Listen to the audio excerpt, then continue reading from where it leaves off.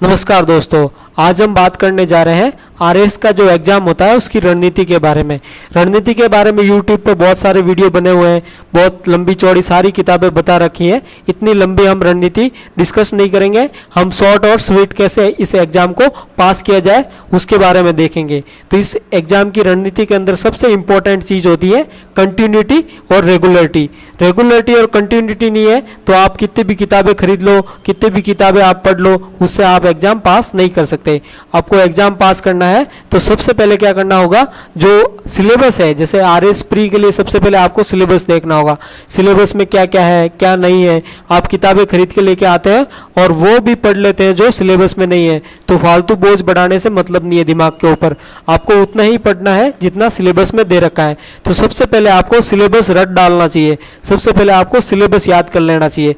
फिर दूसरी चीज़ आती है नोट्स। नोट्स यदि देखा जाए तो बहुत ही इंपॉर्टेंट होते हैं। लोग बहुत सारी किताबें लेके आते हैं पर उनको पढ़ नहीं पाते हैं। नोट्स क्या होते हैं, शॉर्ट होते हैं और उसके अंदर जो इंपॉर्टेंट चीज़ें होती है वो लिखी हुई होती है, जिसके कारण आपको याद करना उसको आसान रहता है। लेकिन नोट्स ज़्यादा नहीं इकट्ठे करने चाहिए। एक सब्जेक्ट की केवल एक जो टीचर होता है उसी के नोट्स रखने चाहिए। ज़्यादा नोट्स इकट्ठे करने से वो पढ़े नहीं जाते और केवल इकट्ठे होते चले जाते हैं। फिर तीसरी चीज़ आती है इसके अंदर टेस्ट। टेस्ट आपको बिल्कुल भी नहीं छोड़ने चाहिए। यदि आप किसी कोचिंग से कोचिंग कर रहे हो और वहाँ पे टेस्ट हो रहे हो और आपको लगे कि मेरी तो तैयारी नहीं है, मुझे टेस्ट देना चाहिए नहीं देना चाहिए, तो टेस्ट देना चाहिए आपको। क्योंकि यदि आप वहाँ पे 3 घंटे जाके आप उस पेपर को देखोगे तो आपको लगेगा कि मुझे पढ़ाई करनी चाहिए, क्योंकि मेरे को भी इसमें बिल्कुल क्वेश्चन नहीं आ रहे हैं। टेस्ट बिल्कुल छोड़ना नहीं है और टेस्ट से पहले जो है पढ़ाई जरूर करके टेस्ट दें। टेस्ट ऐसे उठ के जाके देने से कोई फ़ायदा नहीं है। फिर टेस्ट दे के आने के बाद में उसका टेस्ट पेपर जो मिलता है उसका एनालिसिस करें कि हमने क्या गलतियां की है, उसको पकड़ना और उसके बाद में जो आगे कोई पेपर हो उसके अंदर वो क्वेश्चन आ जाए तो उसको गलत नहीं करना। यही तो फ़ायदा होता है यदि आप टेस्ट दे के और उसका एनालिसिस करते हो। तो प्री की ये स्ट्रेटेजी रहनी चाहिए, आपको किसी भी कोचिंग के नोट्स लाके पूरी तरह से उनको याद कर लेना चाहिए। किताबें इतनी बड़ी होती है कि पूरी तरह से आप याद नहीं कर सकते। यदि किताबों के अंदर 5000 फैक्ट्स दे रखे हैं, लेकिन वो दे रखे हैं आपके दिमाग में नहीं है, दिमाग में होने चाहिए फैक्ट्स, क्योंकि वहाँ पे जाके अपन कंफ्यूज होने लगते हैं। यदि नोट्स हमको पूरी तरह से याद है तो हम वहाँ पे गलतियाँ नहीं करेंगे और हमको इंटरेस्ट आएगा उस पेपर को सॉल्व करने में और नंबर भी अच्छे आएंगे। तो नंबर प्री में अच्छे आने का फ़ायदा ये होता है कि आपको जो कट ऑफ जाएगी और उससे जो मार्जिन ले रहे हो आप, उससे ये फ़ायदा होगा कि आपको सोचना नहीं पड़ेगा कि मेरा सिलेक्शन होगा या नहीं होगा। प्री में सिलेक्शन नहीं होगा तो मेरी जो मेंस की मैं तैयारी करूंगा अभी वो व्यर्थ चली जाएगी। ये दिमाग में चलता रहता है, ये नहीं चलना चाहिए। इसलिए आप क्या करना, जो मार्जिन हो प्री की जो कट ऑफ जाती है उससे कम से कम 20 से 25 नंबर ऊपर मार्जिन लेके चलना पड़ेगा आपको, जब जाके आपके दिमाग शांत रहेगा और आप जो प्री और मेंस के प्री और का रिजल्ट आने तक जो बीच में टाइम होता है वो आपका ख़राब नहीं होगा और आप आसानी से या अच्छे तरीके से तैयारी कर सकते हो आरएस मेंस की। फिर मेंस के बारे में देख लेते हैं।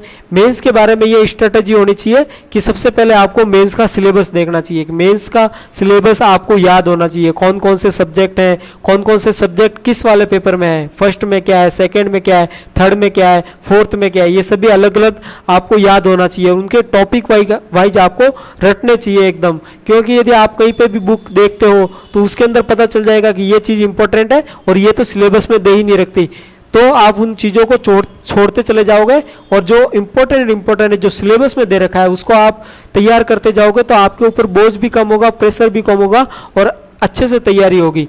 फिर आपको क्या करना है, डेली आंसर राइटिंग प्रैक्टिस करनी है। और वो कैसे करनी है, जैसे आपके पास आपने सिलेबस याद कर लिया, उसके हिसाब से आपने नोट्स भी पढ़ लिए, तो फिर उसके हिसाब से आप जो सिलेबस है उसके अंदर से देखेंगे, टॉपिक उठाएंगे और उससे क्वेश्चन लिखना शुरू करेंगे। तो आपको क्या करना, पर डे के आपको 8 क्वेश्चन लिखने हैं। कौन कौन से लिखने हैं आपको, तो 15 शब्दों के जो है 5 क्वेश्चन लिखने हैं, फिर 50 शब्दों के 2 क्वेश्चन लिखने हैं और 100 शब्दों का 1 प्रश्न लिखना है। यदि आप ये बहुत टाइम तक करते रहोगे, साल भर तक आप लिखते रहोगे, तो आपके पास में कम से कम 2 से 3 हजार प्रश्नों का कलेक्शन हो जाएगा खुद हाथ से लिखे हुए। और इतने प्रश्न आप यदि लिख जाते हो तो आपको जहाँ मेंस देने जाओगे तो वहाँ पे जो आंसर की फ्रेमिंग करनी पड़ती है वहाँ आपको ज़्यादा टाइम नहीं लगेगा और अच्छे से आप फ्रेमिंग करते रहोगे। और उसके अंदर जो छोटी छोटी चीज़ें होती हैं उनको, जो हिस्ट्री का पेपर है उसके अंदर जैसे आपने सन डिक्टेट कर दिए और जो पीढ़ी दर या जो समय वाइज जो चल रही है पूरी स्टोरी आप समझा दोगे। फिर जैसे ज्योग्राफी के अंदर छोटे छोटे आपने मैप बना लिए, उनको समझा दिया, जैसे इंडिया है, वो वर्ल्ड है, राजस्थान है, इनके सबके मैप बना दिए। तो आपके जो डेली आंसर प्रैक्टिस करेंगे उससे आपके यदि मार्क्स बढ़ते हैं तो आपका सिलेक्शन जो है सिलेक्शन होने के चांस जो है बढ़ जाएंगे।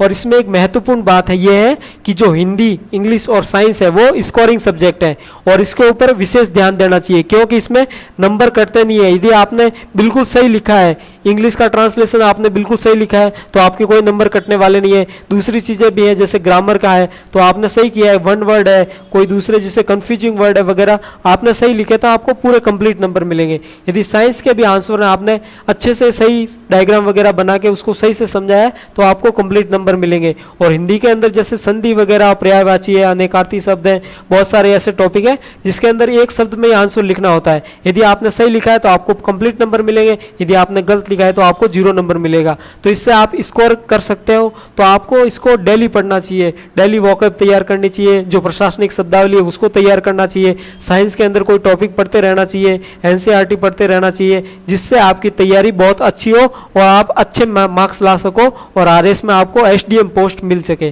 फिर जो स्टैटिक पार्ट है वो जीएस का, उसके अंदर क्या करना चाहिए आपको, जो नोट्स है, जो कोचिंग जो जहाँ पे कर रहे हो आप किसी कोचिंग से, या फिर आप नहीं कर रहे हो तो मार्केट के अंदर किसी एक कोचिंग सेंटर के जिसके आपको पसंद हो। मैं नहीं कहता कि आप उसी कोचिंग सेंटर के नोट्स लाके पढ़ो, जैसे जोधपुर में उत्कर्ष है और जयपुर के अंदर स्प्रिंग बोर्ड है, तो उनके आप नोट्स लाके अच्छे से याद कर लो, जिससे आपको मतलब एक बार याद कर लिया आपने तो आपके जिंदगी भर का कांटा निकल जाएगा यदि आप आरएस बन जाते हो तो। फिर जो टेस्ट सीरीज मैडम ने खूब सारी डिस्कस कर रखी है हमारे चैनल के ऊपर, जो 40 से 50 टेस्ट पेपर है वो साल भर के एक टेस्ट पेपर है। यदि आप लिखते हो ये स्ट्रेटेजी, आप 15x5, 50x2 और 100x1 इस स्ट्रेटेजी को अपनाते हो और जो टेस्ट पेपर होते हैं किसी भी संस्थान के, वो खूब सारे टेस्ट पेपर आप लिखिए, उसको एनालिसिस कीजिए, उसको वापस किताबों में से देख के लिखिए, नेट के ऊपर ढूंढ के लिखिए, पर एक अच्छा आंसर लिखिए, जिससे आपको एग्जाम के अंदर जाने के बाद में क्वेश्चन की फ्रेमिंग नहीं करनी पड़े। वो आपको जो टाइम होगा वो बचेगा और वो जो टाइम है आपको बहुत लीड देगा और आपके अच्छे नंबर लाने के अंदर बहुत हेल्प करेगा। फिर आगे देख लेते हैं कि इंटरव्यू की तैयारी किस तरह से करनी चाहिए। तो आपको जो बायोडाटा है उसको पूरी तरह से एनालिसिस कर लेना चाहिए, आपने कहाँ पढ़ाई की, कितनी तक कहाँ पढ़े आप, फिर आपने जो स्कूलिंग कहाँ से की, आपने कॉलेज कहाँ से की, कौन सी स्ट्रीम से की, आपने क्या कर रखा, उसका बैकग्राउंड क्या है, उसके बारे में पूरी डिटेल एनालिसिस करनी चाहिए आपके बायोडाटा के बारे में, क्योंकि जो आपका इंटरव्यू होता है वो ज़्यादातर बायोडाटा पे ही बेस्ड होता है। फिर जो आपके जो ग्रेजुएशन के अंदर या स्नातक के अंदर जो सब्जेक्ट है उसके बारे में आपको नॉलेज होना चाहिए, उसके बारे में वो पूछ सकते हैं। फिर जो आपकी हॉबी हो, हॉबी तो होनी ही चाहिए, क्योंकि ज़्यादातर लोग जो डेफ फॉर्म भरते हैं, प्री के बाद में मेंस होता है तो उसके लिए डेफ फॉर्म भरना पड़ता है और उसके अंदर डेफ फॉर्म के अंदर भी रुचि या हॉबी है वो दूसरों से पूछ के भरते हैं। ऐसा नहीं होना चाहिए, आपकी हॉबी कोई ना कोई होनी चाहिए, क्योंकि आप 2 लोग मिलते हो, आप इंटरव्यू के अंदर जाते हो, पैनल सामने बैठा होता है, आपसे बात करेगा तो किस चीज़ पे बात करेगा। कुछ चीज़ें ऐसी होती है जिसके बारे में बात की जा सकती है, जैसे हॉबी है तो वो इस चीज़ पे बहुत आपको क्वेश्चन पूछेगा, घुमा घुमा के पूछेगा, लेकिन आपकी हॉबी यदि अच्छी तरह से आपकी रियल में हॉबी है तो आप उसके आंसर दे सकते हो और अच्छे नंबर ला सकते हो इंटरव्यू के अंदर। फिर जैसे जो करंट अफेयर्स के मुद्दे होते हैं उनके ऊपर पकड़ अच्छी होनी चाहिए, जैसे आईआर के मुद्दे हुए, राजस्थान के जो लोकल आर्थिक, सामाजिक, राजनीतिक जो भी मुद्दे हुए राजस्थान के, वर्ल्ड के, इंडिया के, वो हमें अच्छे से डेली न्यूज़पेपर पढ़ना चाहिए। जैसे राजस्थान के जो मुद्दे हैं वो राजस्थान पत्रिका है या दैनिक भास्कर है, उनको पढ़ना चाहिए। और इंग्लिश में यदि कोई पेपर पढ़ना हो तो वो आप यदि राजस्थान में पढ़ने चाहते हो तो टाइम्स ऑफ इंडिया पढ़ सकते हो, क्योंकि वो लोकल न्यूज़ थोड़ी छापता है इसलिए। फिर जैसे आपकी निर्णय निर्माण की जो क्षमता है उसके बारे में भी जांच की जाती है उनके द्वारा। कोई आपको क्रिटिकल कंडीशन दे देंगे, आपको पूछेंगे आप इस स्थान पर होंगे तो आप क्या करोगे, वगैरह वगैरह। और कई बार जो है स्थानीय बोली के अंदर आपको किसी टॉपिक देकर वो आपसे बुलवा सकते हैं, कि जैसे पिछली बार इंटरव्यू के अंदर उन्होंने पूछा था कि स्वावलंबन के बारे में आप जो भी आप जिस क्षेत्र से आते हो, आप मारवाड़ से आते हो, मेवाड़ से आते हो, जहाँ से भी आते हो वहाँ की लोकल बोली में आप बोलिए उसके बारे में। जल स्वावलंबन जो अभियान चल रहा है उसके बारे में, तो आपको उसके बारे में पूछा जा सकता है। फिर बहुत सारी किताबें भी हैं, तो मैं सबसे पहले ये सजेस्ट करूंगा आपको किसी भी कोचिंग सेंटर के आपको नोट्स लाके पूरी तरह से याद कर लेना चाहिए, पूरी तरह से यदि आपने याद कर लिए तो आपका कॉन्फिडेंस बहुत बढ़ जाएगा। यदि आपका कॉन्फिडेंस बढ़ता है तो आपको फ़ायदा होगा एग्जाम के अंदर। किताबें इतनी ज़्यादा होती हैं, उनके अंदर पेजेज इतने ज़्यादा होते हैं कि उनको याद करना बहुत मुश्किल होता है। फिर भी आपके लिए बता ही देता हूँ कि किताबें तो बतानी पड़ेगी, नहीं तो आपकी स्ट्रेटजी जो है अधूरी रह जाएगी। सर किताब तो बताओ, तो चलिए किताबों के बारे में भी देख लेते हैं। तो जो राजस्थान का इतिहास है वो हिंदी ग्रंथ अकादमी की एक पुस्तक आती है, वो पढ़ ले जाना आप। फिर राजस्थान भूगोल के अंदर इसके अंदर जो हरिमोहन सक्सेना की बुक है वो पढ़ लेना आप। फिर राजस्थान अर्थव्यवस्था के अंदर नाथूराम का की बुक आती है, और जो इकोनॉमिक सर्वे आता है आर्थिक सर्वेक्षण, वो जिस साल आप एग्जाम दे रहे हो उस साल का पढ़ के जाना है एग्जाम के अंदर। फिर जो इंडियन हिस्ट्री है या भारतीय इतिहास है उसके लिए आप किरण पब्लिकेशन की बुक ले लेना, क्योंकि इसके अंदर तीनों पार्ट आ जाएंगे, प्राचीन आ जाएगा, मध्यकालीन आ जाएगा और आधुनिक भारत भी आ जाएगा। फिर भारतीय भूगोल के लिए महेश बर्णवाल की एक बुक आती है, वो पढ़ लेना आप। फिर जो भारतीय राजव्यवस्था उसके लिए बाइबल है एम लक्ष्मीकांत, वो पढ़ लेना। फिर भारतीय अर्थव्यवस्था के लिए रमेश सिंह की एक बुक आती है जो इंग्लिश ट्रांसलेटेड है, वो पढ़ लेना आप। फिर 8वें नंबर पे विज्ञान एवं प्रौद्योगिकी, जो 9वीं और 10वीं की एनसीईआरटी है वहीं से पूरा सिलेबस कॉपी किया गया है, और किताब के रूप में देखें तो आप अरिहंत की बुक आप जो बुक है वो खरीद सकते हो। फिर हिंदी के लिए आप राघव प्रकाश है उसकी बुक खरीद सकते हो। फिर इंग्लिश के लिए रस्तोगी की। फिर जो लोक प्रशासन है उसकी लक्ष्मीकांत की भी बुक आती है, और विश्व इतिहास के अंदर अर्जुन देव की बुक आती है। एटलस आपको खरीदनी है, 2 एटलस खरीदनी पड़ेगी, राजस्थान के लिए अलग और इंडिया वर्ल्ड के लिए अलग। फिर समाजशास्त्र के लिए आरबीडी पब्लिकेशन के जो बुक है इंडिविजुअली वो मेंस के लिए आती है, प्रबंधन के लिए आरबीडी की पब्लिकेशन। फिर जो नीति शास्त्र है उसके लिए दृष्टि आईएएस की जो बुक आती है उसके अंदर जो एक्स्ट्रा इश्यूज आते हैं उसकी बुक आप खरीद सकते हो। फिर खेल और योगा के लिए आरबीडी, और विधि के लिए आरबीडी, और व्यवहार के लिए भी आरबीडी। फिर आपको समसामयिक विषय जैसे करंट अफेयर्स के लिए आपको कोई भी एक न्यूज़पेपर चूज करना है, राजस्थान पत्रिका या दैनिक भास्कर, कोई भी चूज कर लो आप। और इसके अंदर जो मैगजीन है वो 2 मैगजीन आपको पढ़नी है, क्रोनोलॉजी और मूमल, इनको तो छोड़ना ही नहीं, ये तो बहुत इंपॉर्टेंट है मैगजीन, क्रोनोलॉजी और मूमल।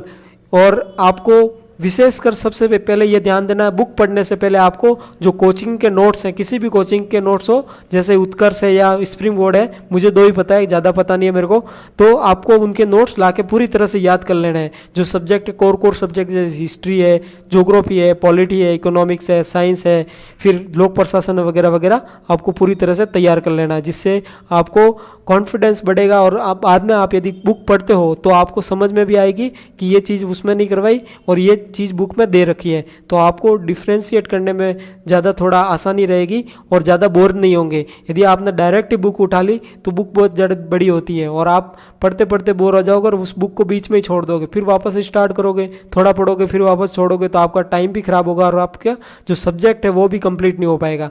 नोट्स जो हैं शॉर्ट होते हैं, एकदम सही से होते हैं, और उनको पढ़ के बहुत से टॉपर ने एग्जाम निकाला। ऐसी बात नहीं है कि नोट से आप एग्जाम नहीं निकाल सकते, नोट से आप बिल्कुल एग्जाम निकाल सकते हो, बस शर्त यह है कि उसके अंदर से कोई क्वेश्चन आ जाए वो गलत नहीं होना चाहिए। वो कब गलत नहीं होगा? जब आप पूरी तरह से उनको याद कर लोगे, रट लोगे, दिमाग में बिठा लोगे, कंठस्थ कर लोगे, तब जाके आपका सिलेक्शन हो जाएगा। चलिए दोस्तों, ये हमने स्ट्रेटेजी हो डिस्कस कर ली है। अब शुरू करेंगे हम, जब भी ये अगस्त के अंदर हम मेंस की भी सीरीज स्टार्ट कर देंगे और आपके लिए लेके आ रहे हैं एक लंबी, ये डेली चलेगी। आपको लिखने के लिए क्वेश्चन दिए जाएंगे, फिर क्वेश्चन डिस्कस किए जाएंगे, तो आपको जब एग्ज़ाम होगा मेंस का तो आपके पास में कम से कम 2 से 3 हज़ार क्वेश्चनों का जो कलेक्शन है वो हो जाएगा। और आपको सबसे मेन बात होती है एग्ज़ाम के अंदर क्वेश्चन फ्रेम करना। सब लोग बोलते हैं इंट्रोडक्शन लिखो, ये सब लिखो, उसकी भूमिका लिखो, लास्ट में सजेशन दो, लेकिन जब आप बिना लिखे वहाँ पे लिखना शुरू करते हो तो सब उल्टा पुल्टा हो जाता है। कुछ ध्यान नहीं रहता कौन सी भूमिका और कौन सा प्रस्तावना और कौन सी उपसंहार वगैरह सब मिक्स हो जाता है वहाँ पे। फिर वहाँ पे स्पेस भी फिक्स ही होता है, उसमें कोई आपको एक्स्ट्रा कॉपी वगैरह नहीं मिलती। आपको जितना स्पेस दे रखा है उसके अंदर ही लिखना होता है। फिर आपने यदि काट दिया तो वो क्वेश्चन गया, फिर आपको 0 नंबर ही आएगा। यदि आपने गलत लिखा तो आपकी नेगेटिव मार्किंग होगी। वो कैसे कि आपने गलत लिखा है तो वो पढ़ने वाला पढ़ेगा, पहला क्वेश्चन ही आपने गलत लिख दिया, कुछ गलत इन्फॉर्मेशन दे दिया आपने, या गलत नक्शा बना दिया, या गलत कुछ लिख दिया, तो वो आगे देखेगा इसको कुछ भी नहीं आता, तो आपका नेगेटिव इफेक्ट वो दूसरा वाला प्रश्न बिना पढ़े ही आपको नंबर देना शुरू कर देगा। जहाँ 1 देना है वहाँ पे आधा मिलेगा, और इस तरह से मार्किंग होगी। तो आपका यदि आप 1 नंबर से भी रहते हो तो आपने पहले से नई तैयारी की, उसका अफसोस रहता है। चलिए दोस्तों, इस स्ट्रेटजी में हम इतना ही देखेंगे। चलिए, आपको वीडियो पसंद आए तो लाइक कीजिए और हमको कमेंट करके बताइए कि आपको वीडियो कैसा लगा। धन्यवाद।